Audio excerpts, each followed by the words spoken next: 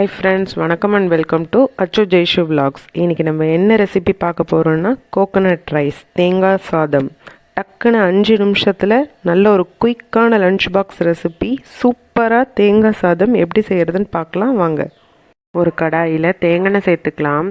அது கூடவே 1 ஸ்பூன் கடுகு, 1 ஸ்பூன் சீரகம், 1 ஸ்பூன் கடலைப்பருப்பு, 3 வரமிளகாய், 1 கொத்து கருவேப்பிலை, கொஞ்சமாக உப்பு சேர்த்து நல்லா வதக்கிக்கலாம்.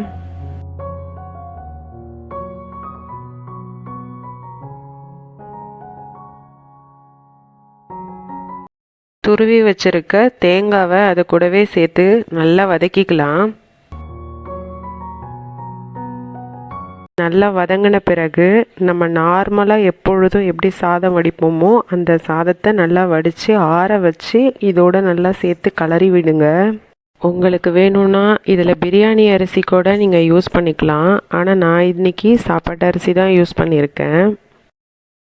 டக்குன்னு குயிக்காக செய்யக்கூடிய வெரைட்டி டிஷ்ஷில் இதுவும் ஒன்று.